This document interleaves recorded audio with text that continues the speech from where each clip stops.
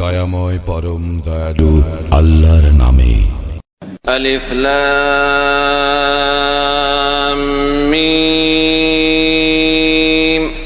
ইহা সেই কিতাব, ইহাতে কোনো সন্দেহ নাই। মুত্তাকীদের জন্য ইহা পথ নির্দেশ।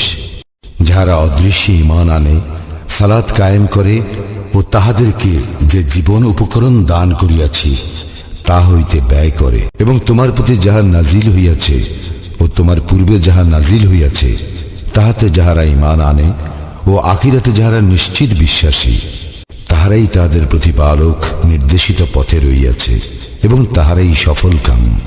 যাহারা কুফরি করিয়াছে, তুমি তাহাদেরকে সতর্ক করো বা না করো, তাহাদের পক্ষে উভয়ই সমান। তাহারা ঈমান আনিবে না।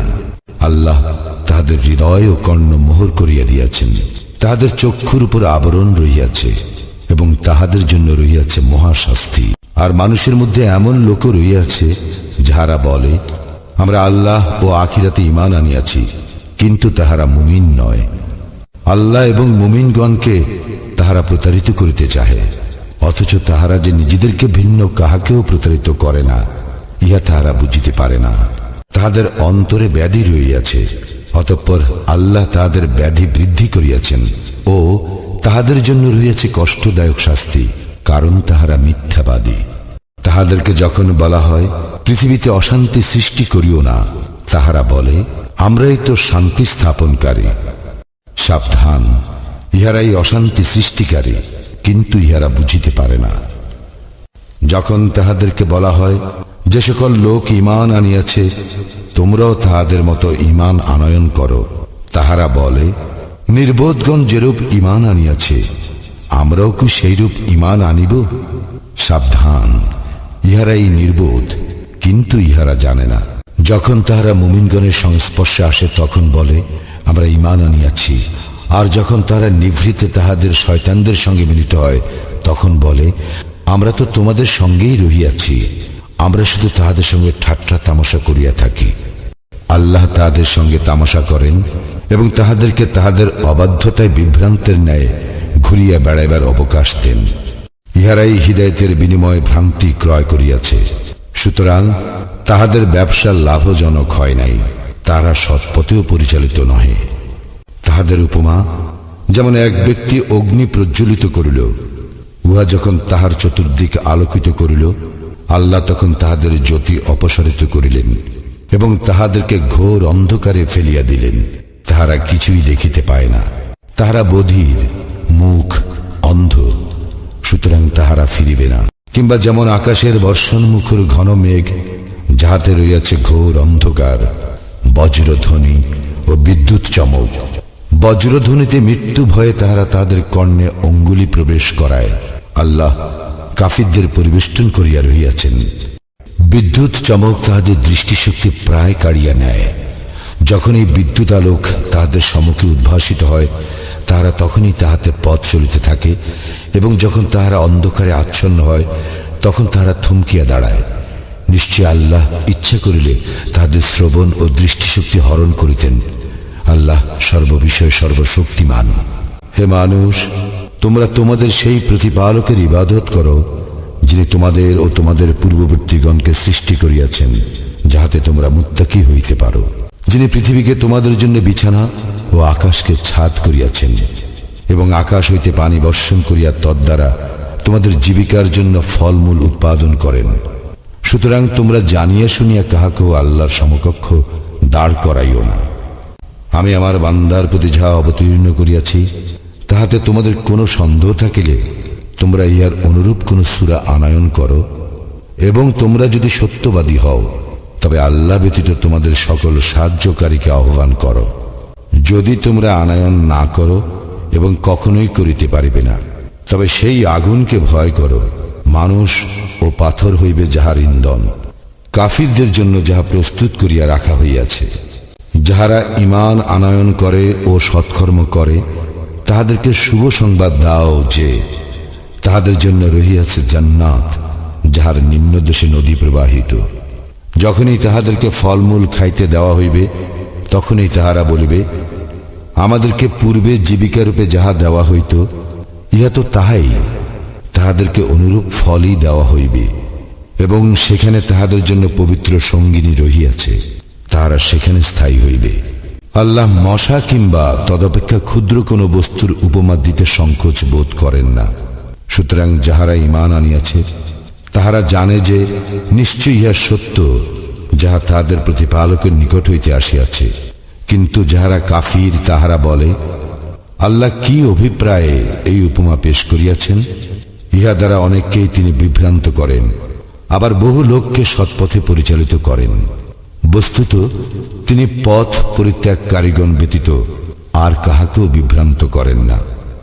যাহারা আল্লাহর সঙ্গে দৃঢ় অঙ্গীকারে আবদ্ধ হইবার পর উহা ভঙ্গ করে, যে সম্পর্ক অক্ষুণ্ণ রাখিতে আল্লাহ আদেশ করিয়াছেন তাহা ছিন্ন করে এবং দুনিয়ায় অশান্তি সৃষ্টি করিয়া বেড়ায়, তাহারাই ক্ষতিগ্রস্ত। তোমরা কিরূপে আল্লাহকে অস্বীকার করো, অথচ তোমরা ছিলে প্রাণহীন।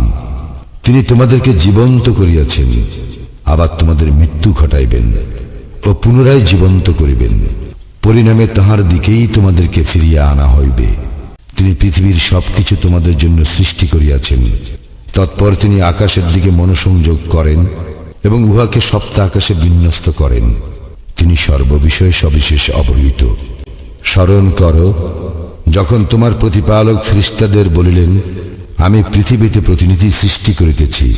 তাহারা বলিল, আপনি কি সেখানে এমন কাহাকেও সৃষ্টি করিবেন যে অশান্তি ঘটাইবে ও রক্তপাত করিবে? আমরাই তো আপনার সপ্রশংস স্তুতি গান ও পবিত্রতা ঘোষণা করি। তিনি বলিলেন, নিশ্চয়ই আমি যাহা জানি তাহা তোমরা জানো না। আর তিনি আদমকে যাবতীয় নাম শিক্ষা দিলেন। তারপর সেই সমুদয় ফেরেশতাদের সম্মুখে প্রকাশ করিলেন এবং বলিলেন, এই সমুদয়ের নাম আমাকে বলিয়া দাও, যদি তোমরা সত্যবাদী হও। তাহারা বলিল, আপনি মহান, পবিত্র, আপনি আমাদেরকে যাহা শিক্ষা দিয়েছেন তাহা ছাড়া আমাদের তো কোনো জ্ঞানই নাই। বস্তুত আপনি জ্ঞানময় ও প্রজ্ঞাময়। তিনি বলিলেন, হে আদম, তাহাদেরকে এই সকল নাম বলিয়া দাও। সে তাহাদেরকে এই সকলের নাম বলিয়া দিলে।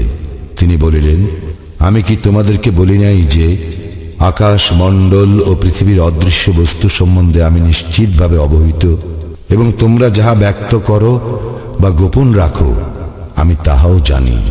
যখন আমি ফেরেশতাদের বলিলাম, আদমকে সিজদা করো, তখন ইবলিস ব্যতীত সকলেই সিজদা করিল।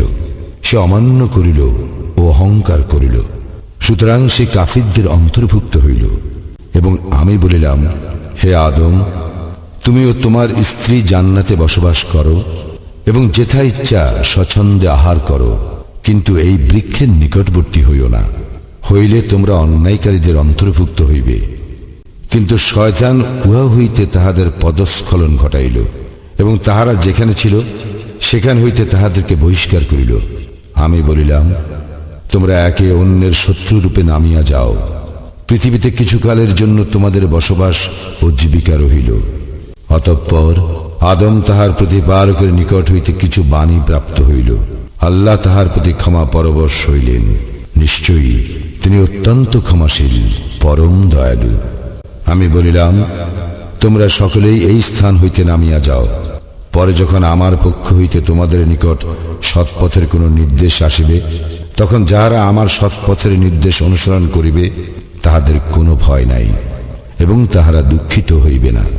যাহারা কুফরি করিবে এবং আমার নিদর্শন সমূহকে অস্বীকার করিবে তাহারাই অগ্নিবাসী, সেখানে তাহারা স্থায়ী হইবে।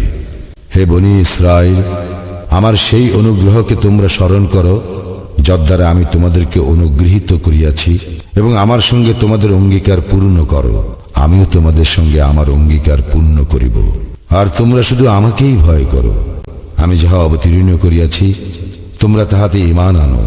ইহা তোমাদের নিকট যাহা আছে উহার প্রত্যায়নকারী, আর তোমরাই উহার প্রথম প্রত্যাখ্যানকারী হইও না, এবং আমার আয়াতের বিনিময়ে তুচ্ছ মূল্য গ্রহণ করিও না।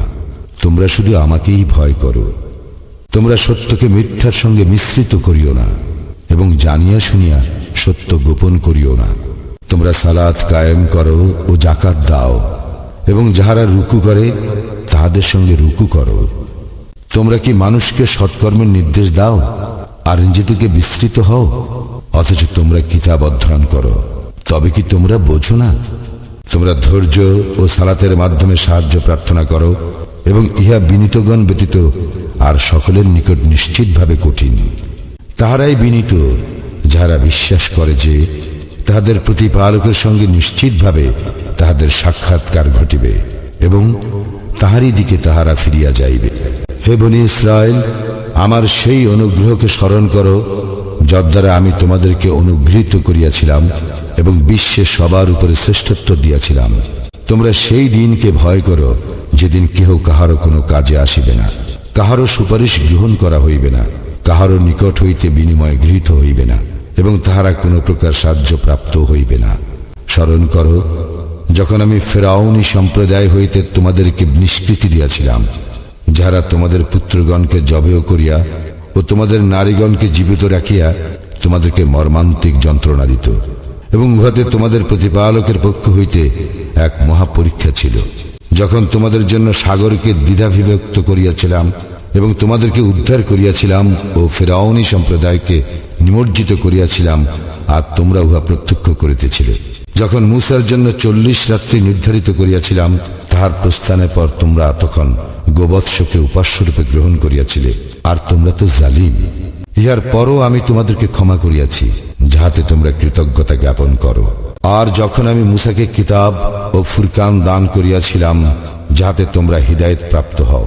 আর যখন মূসা আপন সম্প্রদায়ের লোককে বলিল, হে আমার সম্প্রদায়, গোবৎসকে উপাস্যরূপে গ্রহণ করিয়া তোমরা নিজেদের প্রতি ঘোর অত্যাচার করিয়াছ।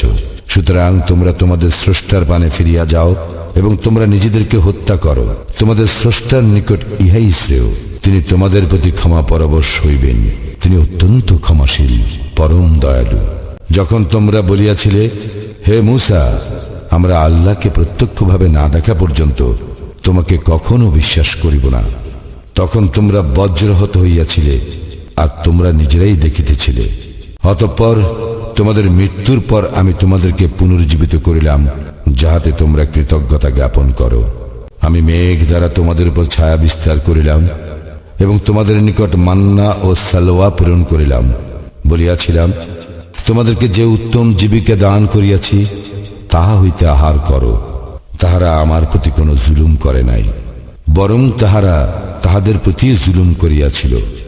স্মরণ করো যখন আমি বলিলাম, এই জনপদে প্রবেশ করো, যেথা ইচ্ছা স্বচ্ছন্দে আহার করো, নতশিরে প্রবেশ করো দ্বার দিয়া, এবং বলো, ক্ষমা চাই, আমি তোমাদের অপরাধ ক্ষমা করিব এবং সৎকর্মপরায়ণ লোকদের প্রতি আমার দান বৃদ্ধি করিব। কিন্তু যাহারা অন্যায় করিয়াছিল, তাহারা তাহাদেরকে যাহা বলা হইয়াছিল তাহার পরিবর্তে অন্য কথা বলিল। সুতরাং অনাচারীদের প্রতি আমি আকাশ হইতে শাস্তি প্রেরণ করিলাম, কারণ তাহারা সত্য ত্যাগ করিয়াছিল। স্মরণ করো যখন মূসা তাহার সম্প্রদায়ের জন্য পানি